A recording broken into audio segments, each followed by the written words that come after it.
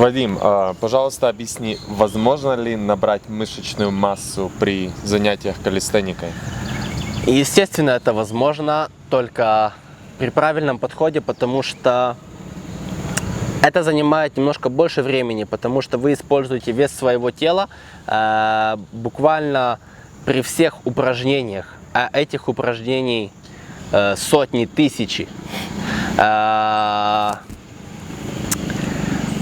При занятиях с весом своего тела вы развиваетесь немножко больше, потому что ваши мышцы должны понять то, что вы используете свой вес.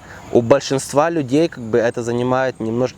У большинства людей, которые никогда не занимались спортом, это занимает некоторое время, потому что тело должно адаптироваться под нагрузку, которую вы ему даете. А в зале вы берете вес, вы разрываете мышцы, естественно, вы больше растете. Здесь изначально вы должны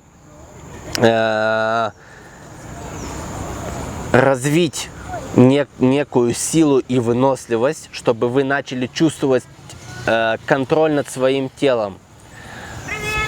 После вы можете добавлять веса в занятиях с калистеникой. Добавляя веса, вы разрываете мышцы, точно так же, как и в зале. Только же здесь разрывается намного больше мышечных волокон, потому что при каждом упражнении у вас включается как можно больше, в принципе, как можно больше мышц.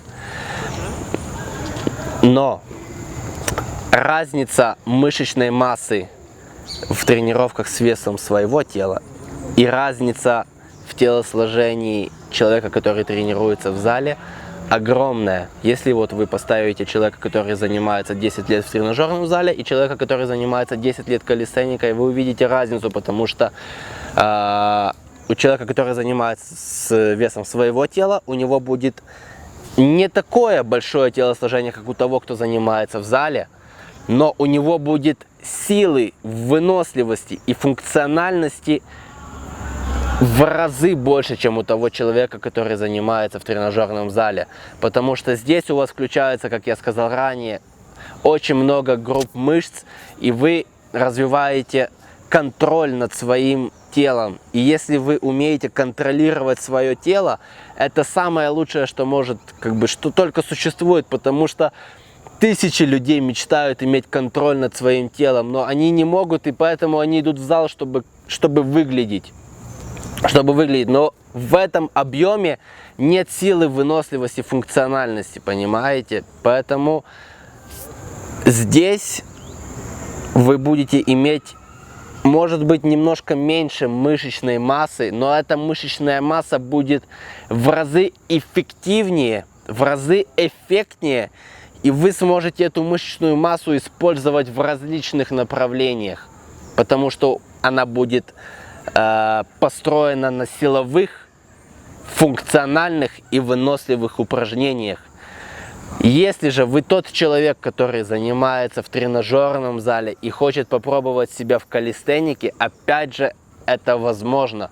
И опять же, это плюс вам, потому что вы хотите попробовать себя в чем-то новом. И у меня есть, опять же, много ребят, которые совмещают занятия в тренажерном зале и занятия калистеникой.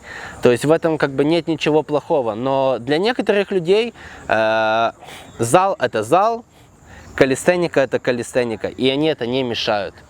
Я никогда не занимался в тренажерном зале. Единственное, то, что на данный момент я тренирую ноги с весом, как приседания, жим ногами, выпады, упражнения на икровые мышцы и так далее, но тренировки на верхнюю часть моего тела связаны только с калистеникой. И люди говорят, что ту мышечную массу, которую я построил, это не благодаря занятиям калистеника, это благодаря тому, что я принимаю стероиды и так далее, но я никогда не принимал стероиды, то есть понятие стероиды для некоторых людей это протеин или БЦА, или глютамин, или разные витамины и минералы, потому что они никогда не принимали спортивного питания, они не знают, что это такое, для чего это предрасположено. То есть я никогда не занимался в тренажерном зале, чтобы набрать то, что у меня есть. Я делал базу, я делал сеты. На данный момент я тоже делаю базу, сеты, различные элементы. Совмещаю калистенику с силовой калистеникой. То есть силовая калистеника — это тренировки с весом. Базовые упражнения с весом. И это как бы дает вам рост мышечной массы. Но вы должны знать то, что калистеника — это различные направления, и вы должны быть универсальным атлетом. То есть атлет, который делает и статические элементы, и динамические элементы, который силен в базе, в различных сетах, в тренировке с весом. То есть вы должны быть универсальным. Быть универсальным атлетом — это самое тяжелое. То есть, потому что вы должны работать на различные направления, и вы не сможете сфокусироваться на чем-то одном. Но самое главное, на чем вы должны фокусироваться, это база. База строит тело, база строит выносливость, и база строит силу. И благодаря уже вот этому фундаменту вы можете начинать работать над другими направлениями в калистенике и быть таким же успешным в этих направлениях. Вот так. Спасибо большое за ответ, Вадим.